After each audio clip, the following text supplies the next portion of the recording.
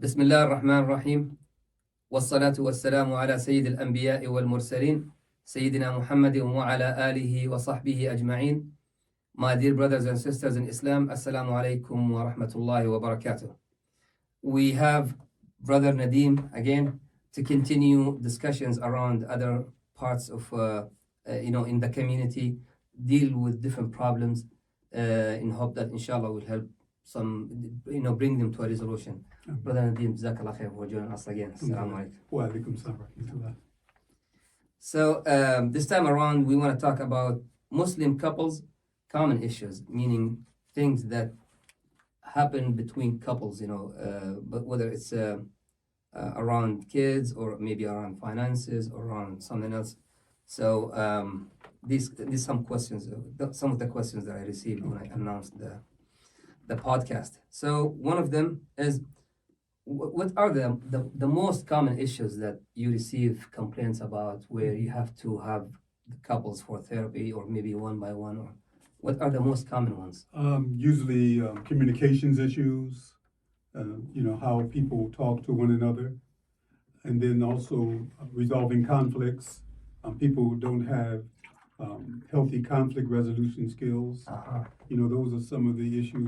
If the couples with children, they may have parenting conflicts, different styles of parenting, and and also finances. That you'll find people have different modes of handling money, and so financial issues come up, and that can create problems in the relationship. And then also extended family issues where you have family members getting too involved in the couple's issues or relationship. Yeah, those are just some of the ones. Yeah, that makes sense. And so, specifically for Muslim couples, do you bring them back to that we are Muslims and we have the following guidelines? For you as a man, you're supposed to be 1, 2, 3. For you as a wife, or do you deal with it only from like a psychological perspective? If we just wanted to deal with it from an Islamic perspective, it would be quite easy to call people back to the book. I know, right? But the bottom line is we're human beings first.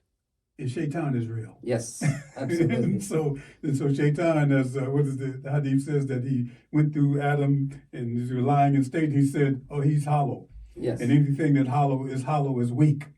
And I will attack them through the hollow parts. And so that's the thing, is that we're human beings first. And so, we're going to have the problems of all human beings. And so if calling people back to the book, just like I mentioned, I worked in Saudi Arabia, that I thought I could just go over there and just call people back to Salat and this and that. And it's not. No, it took a while.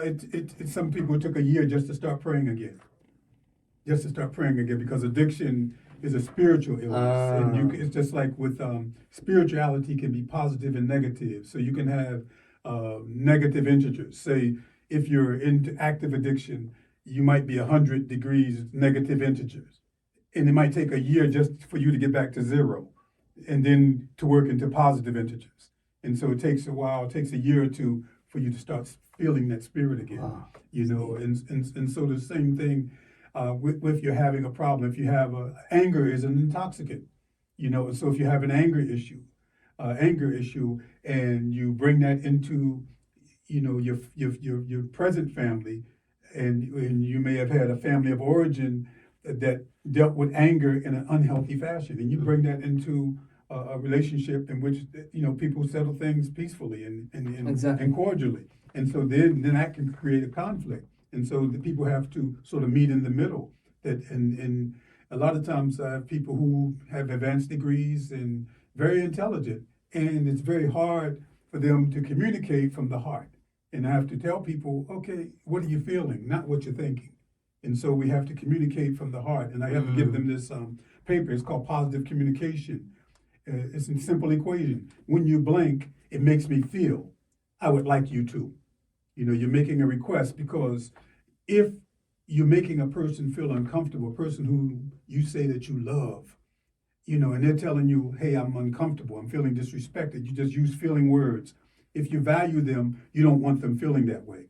And so what happens when you communicate how another person's actions are making you feel, then what happens, it empowers you to change.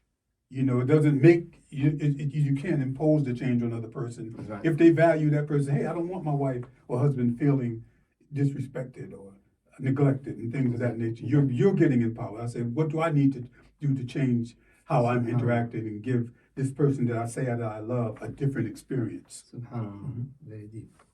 MashaAllah. So, do you, maybe that's a better way to say it, do you deal with interfaith related problems in marriages?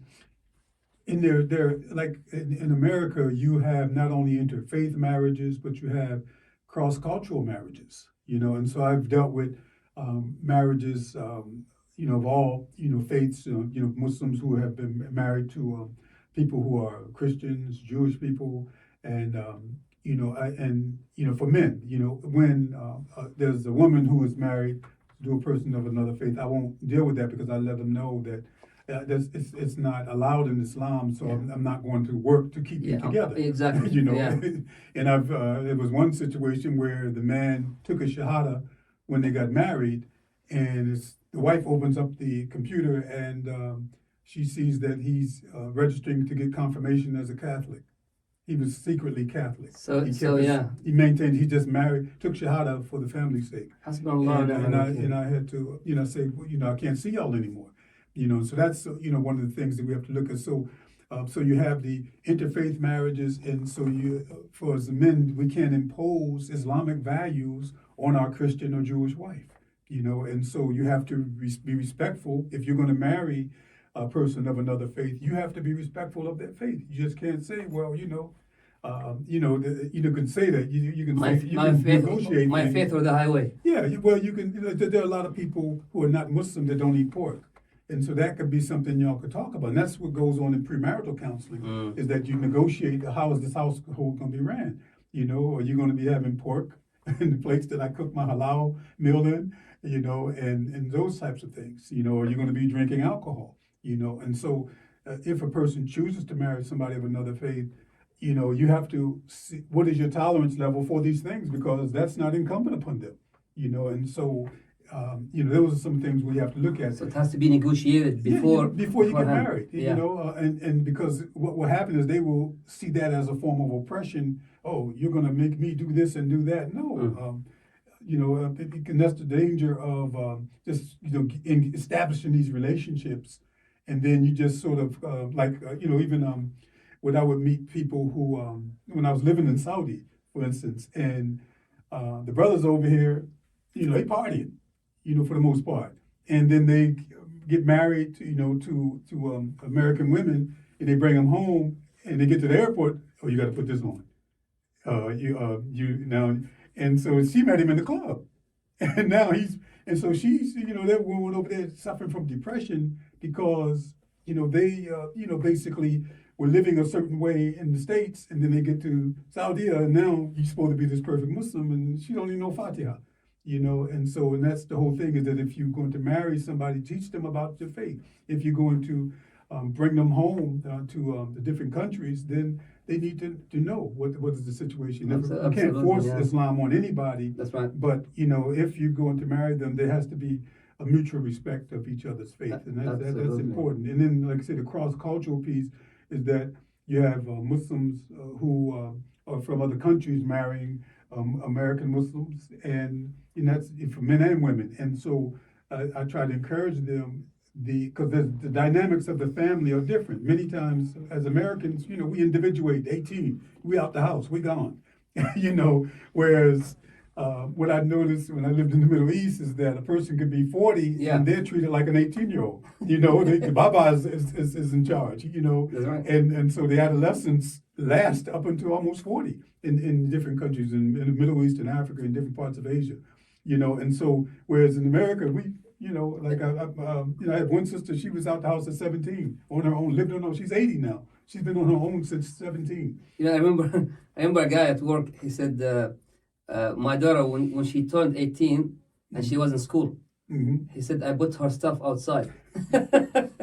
I had a parent evict his son at 18. Yeah, I was like, he's like, yeah. Mhm. Yeah, he went to the court and had the eviction papers ready so that the son could say, "Oh, you can't evict, you can't put me out." But he had the eviction papers ready at 18. Yeah, so I'm saying I don't agree with all of that, but I'm just saying is that culturally, you have people who are very different. Whereas, and then say you get an American who is used to being on his own at 18, and then he marries someone from another culture, and where the family is constantly involved. That can be a major stressor of a marriage. Yeah, and exactly. so a person has to be educated. Can you tolerate these cultural norms? Can she tolerate the other cultural norms? And vice versa. Absolutely, absolutely.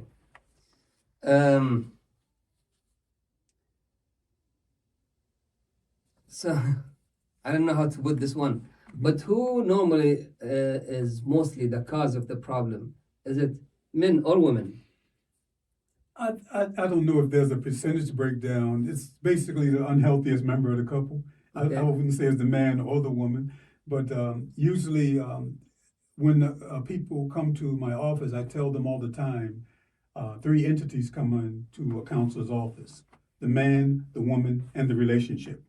And so the relationship is like a person on the operating table. And so, does this relationship need CPR? Does this relationship, need surgery? Or does this relationship need a transplant? And so, and then some relationships are like a speedboat turning around, and it turns around very quickly. Other relationships are like the ocean liner turns around very, very slowly. But it depends on what type of experiences the couple have been given each other. And so if they've grown, you'll hear people say we've grown apart because they didn't invest in the relationship. Because a relationship is like growing a garden. Exactly. You have to put nutrients in, you have to fertilize it and all of that. You have to basically attend to the garden. You have to pull the weeds out. A lot of people don't pull the weeds out of their relationships, and then 10 years later they say, who are you? A lot of people, we call it triangulation, communicate through the children. And stay together for the children. In my days, people would come to college and they would get letters, or we're divorcing, because people would wait for the kids to go off to college or get out the house, and then because they stayed together for the children. Like I say, children will grow and go. So you have to say, because again, if you got married in your 20s or 30s, by the time you're in your 40s and 50s, your children are gone for the most part. And so, do you have enough of a relationship to sustain? If Allah gives you, I was just listening this morning that the average age, the life expectancy in the United States now is 77, almost 78 years old. And so, but if you have, you may have 20, 30 years of couplehood. Can you sustain that, or are you just going to again use marriage as a prison till the kids are grown and gone, and then you start all over again somewhere? That's uncomfortable for me. So I can't say who is the most. If you look at, you have the people who are most out of the house more can cause a fissure in the marriage, whether it's the man or the woman. So here's another way to put this question. Mm-hmm. I'm trying to get an answer from you. I'm getting it. I don't want to play the blame game. Exactly. So, who mostly initiates divorce? Well, I'm just saying there's no particular number. The unhappy member of the couple. It's not a male or female number.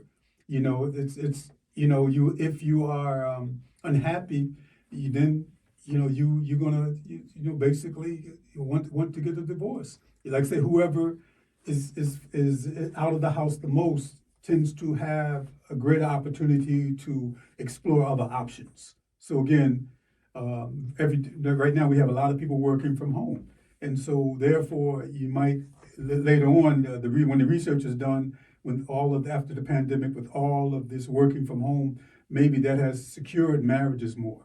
But if a man is out of the house more, then he has more options or more opportunities to basically engage in infidelity. If the woman is out of the house more, she has the opportunity to engage in more infidelities. And even if you look at technology, when the telephone was invented, there was an increase in divorce. Each new technology that comes into place has caused problems in the marriage because people, before the telephone, you didn't have access, like specifically to a woman who was in the home, most likely a homemaker, and she's not communicating. So now in the old days, you had these party lines. And and people can pick up the phone and talk. And now we have this technology where you can communicate all the time with individuals. So, what I heard What you hear?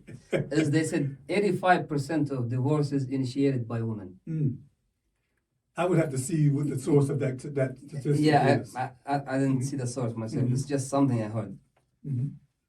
I just heard it. Uh-huh. Don't kill me, all right? Yeah. Don't shoot the messenger. Yeah, we used to call that a brother man hadith. Some brother told me that. Exactly. Some brother man told me that. Exactly. Yeah, I would have to look at that. Inshallah. But right now, in America, 50% of first marriages end in divorce. The Muslim community is up to about 20, 25, 26%. That is really high. Yeah. Yeah. It's a quarter of the marriages. Yes, So, exactly. That's a lot. And and like I said, a lot of times, people have options, other options. May Allah protect us and our Ameen. families, Ya Rabbil Alameen. Jazakallah khair, brother, for this information. And inshallah. And the thing is that we have to look at culturally. Like I was visiting Turkey one time, and there was every block we were riding downtown, and there were bridal shops. And one of the guys who we were traveling with, we were over there for 10 days. He said, "Why are there so many bridal shops here?" And I told him, I said, because marriage is a value here. In different Muslim countries, it's a value here. Right. When you're young, you strive to get married. Whereas over in the West, marriage is a choice. Yeah. We can choose to get married. We can live together. We can just do what we want to do. But and a lot of times, there's less of a value in this society. Of course. And that's one of the things that we have to look at, is that as Muslims, as Islam spreads in this country, we have to make marriage a value and not, like I say, we live in a pluralistic society. So, our children will be exposed to a little bit of everything. We choose to live here. We have to basically start to establish systems so that we can facilitate marriage a little bit easier. Inshallah. May Allah guide us, inshallah. Jazakallah khair, brother. Alhamdulillah. Inshallah, this information will benefit those watching. Ameen. And may Allah reward you for this life and the hereafter. Alhamdulillah. Jazakallah khair, brother. We get that. Alhamdulillah. My dear brothers and sisters in Islam, with this we conclude this part of the discussions around problems with the community, and we're dealing with it one way or another. Jazakumullah khair for watching, and we will see you inshallah in the next part. Assalamu Alaikum.